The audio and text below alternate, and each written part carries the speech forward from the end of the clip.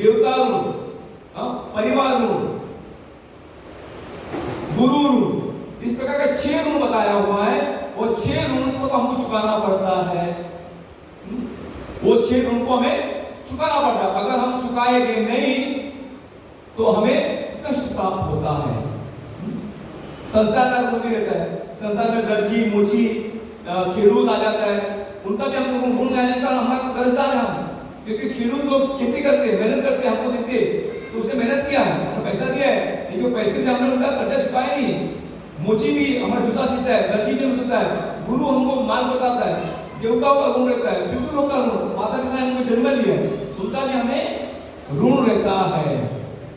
जब ऋण की बात आती है तो ये महीने में 15 दिन में श्राद्ध चलता है। श्राद्ध, तो श्राद्ध में ऐसा रहता है कि जब तक माता पिता की गति नहीं होती है, पूर्वजों की गति नहीं होती है, तब तक उनके परिजन उनके लिए श्राद्ध करते हैं, उनके लिए श्राद्ध तर्पण करते हैं। क्योंकि वो साल में इसी 15 दिन में वो लोग इंतजार करते हैं कि मेरे परिवार के लोग मुझे पिंडदान अर्पण करेंगे, मेरे श्राद्ध देंगे।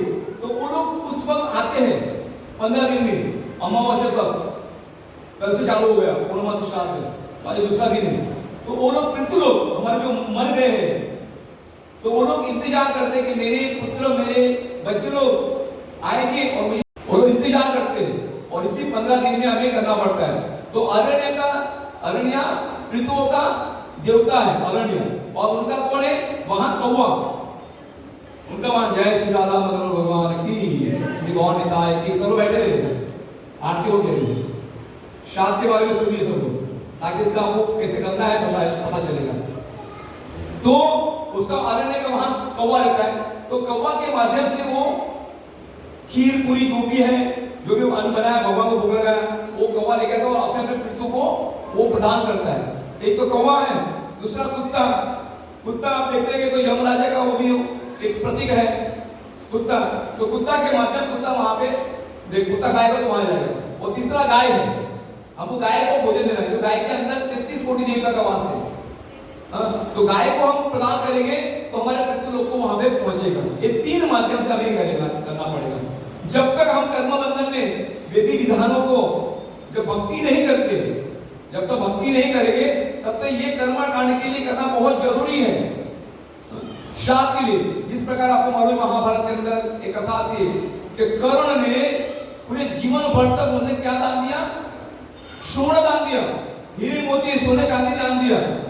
जब उसकी मृत्यु हो गई और स्वर्ग में गया, तब इंद्र ने उनके लिए सब भोजन पड़ता, तो जितने भी सबको भोजन पड़ता, लेकिन इंद्र को क्या दिया, सोना खाने को दिया, कर्ण को सोना खाने के लिए दिया।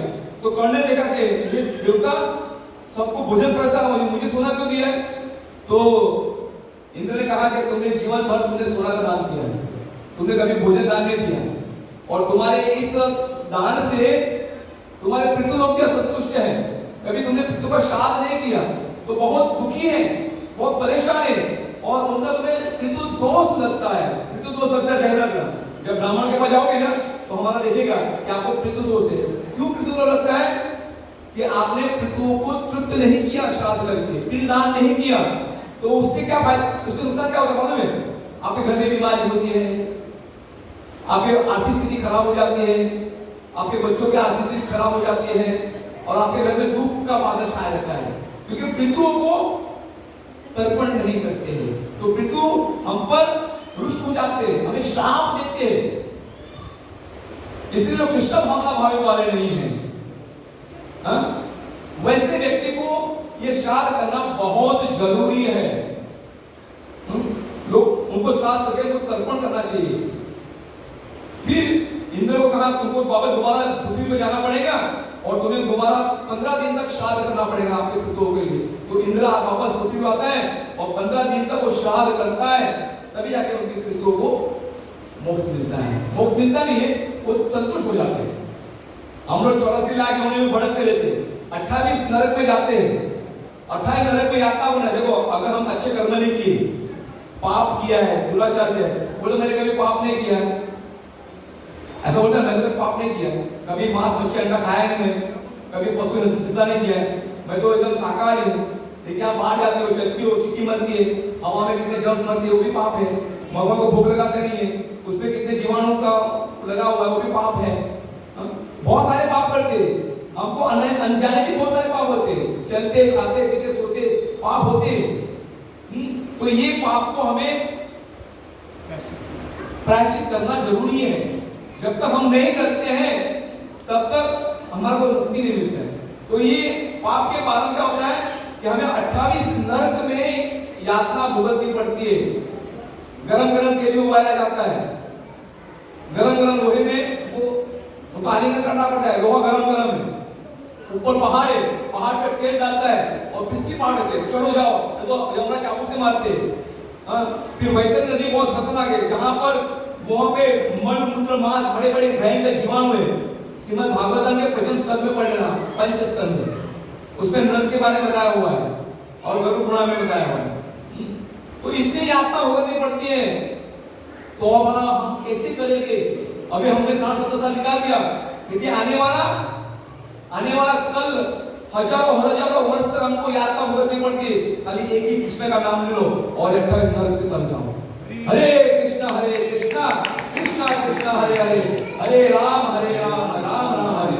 तब जाके कहाँ है कि सर्वात्मन शरणम शरण्य गतो मुकुंद परिहति करता। कहाँ है यहाँ पर कि हे राजन, जिसने सारे भौतिक कार्य को त्याग कर मुकुंद के चरण कमलों में पूरी तरह शरण ले रखी है।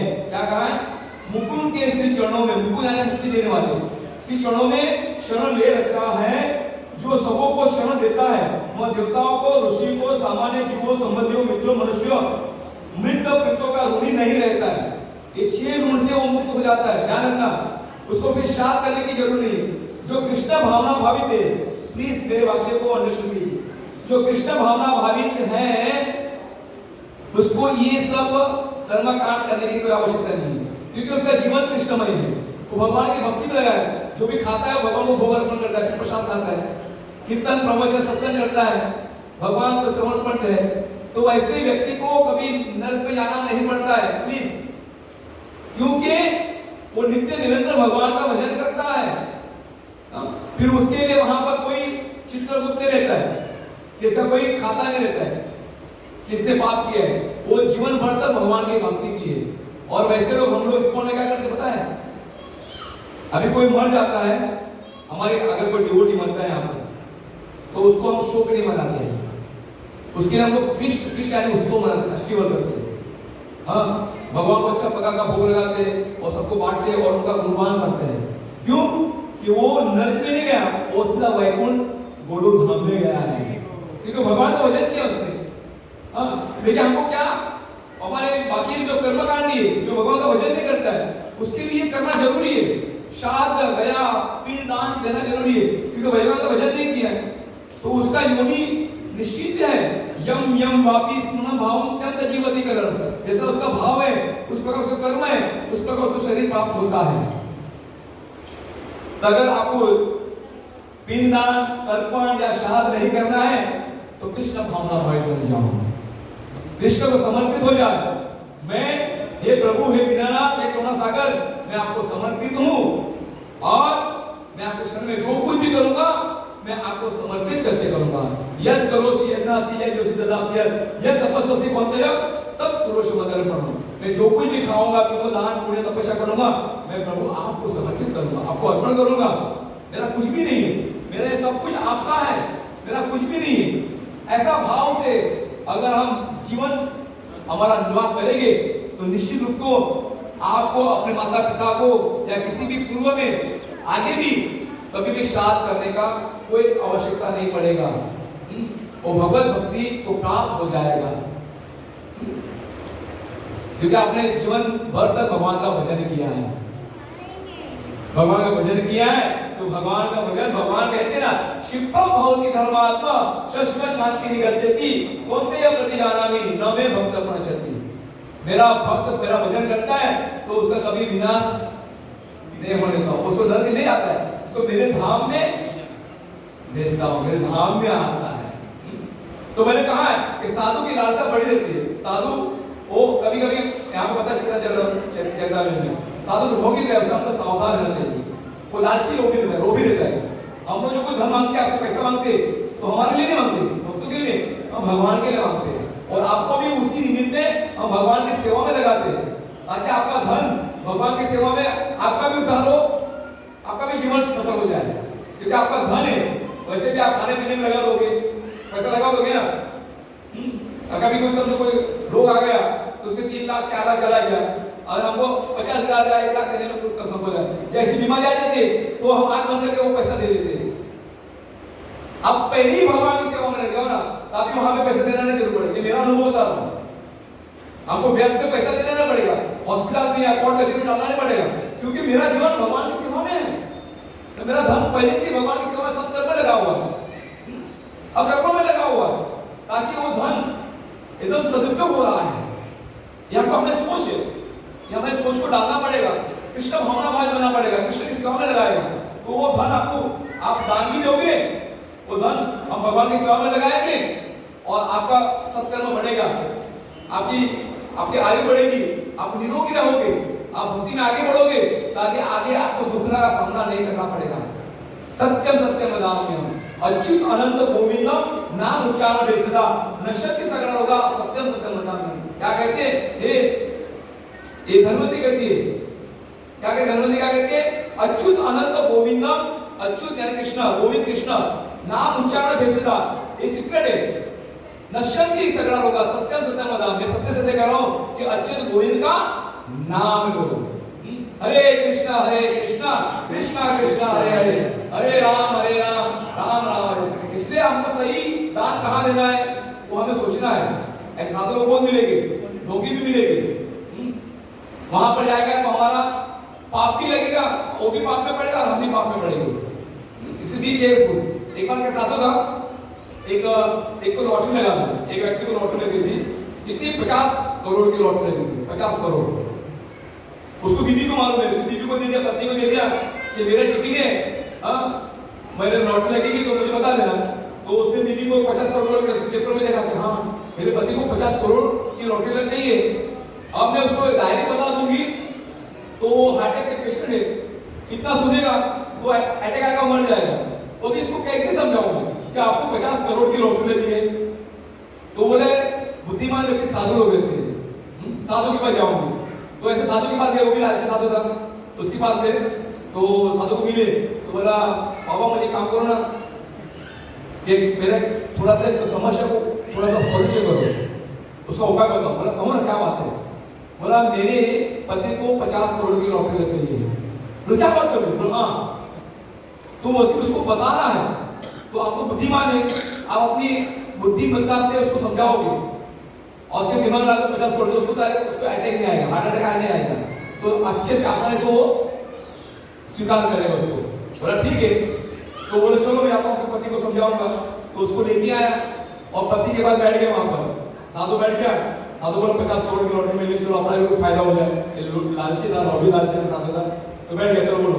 तो उसने कहा, उसने तरीका सोचा कभी साधु को इस व्यक्ति को कैसे समझाऊं, कैसे हाँ उसने कहा देखो भाई मैं आपको बताता हूं, आपको 50 करोड़ की लॉटरी लग गई तो आप क्या करोगे? तो आदमी बोलता है 50 करोड़ मैंने टिकट निकाली, अगर साधु की वाणी सत्य हो गई तो मेरे लिए बहुत बड़ी बात है। तो अगर मुझे 50 करोड़ की लॉटरी लग गई, मैंने बता दें पहले धीरे धीरे लेता है, आपको 10 करोड़ की लॉटरी लगे तो क्या करोगे? तो 10 करोड़ की लॉटरी लगे तो 5 करोड़ आपको दूंगा और 5 करोड़ मैं दूंगा। अभी 5 करोड़ की लॉटरी तो लगी है, 100% लग गई है। तो साधु बोला 5 करोड़ मेरे हिस्से में आ गए, 5 करोड़ देगा, 5 करोड़ देगा। अगर 20 करोड़ की लगेगी तो बोला 20 करोड़ तो साधु थोड़ा ऊंचा आसन बैठ गया, बोला वाह वाह वाह 20 करोड़ की लॉटरी लग गई। तो अभी क्या बोले? बोला 10 करोड़ आपको दूंगा और 10 करोड़ मैं दूंगा। साधु बड़ा प्रसन्न हो गया, अब क्या करे? बोला आपको 40 करोड़ की लॉटरी लगी तो क्या करोगे? बोला भाई अगर लग गई, आपका मुंह में घी शक्कर, अगर 40 करोड़ की लॉटरी लग गई तो 20 करोड़ आपको और 20 करोड़ मैं दूंगा। और आपको 50 करोड़ की लॉटरी लगी तो बोला 25 करोड़ आपको दूंगा और 25 करोड़ मैं दूंगा। देखो आपको लॉटरी लग गई 50 करोड़ की, 25 करोड़ मुझे दे दो। तो उसने सोचा ना 25 करोड़ हाय करके, साधु हाय 25 करोड़ करके गया, तो वही वहां पर मर गया, क्योंकि वही हार्ट अटैक का पेशेंट था साधु भी। तो 25 करोड़ का नाम सुनते ही वो वहां पर बेहोश हो गया और वहां पे नाम हरि बोल हो गया।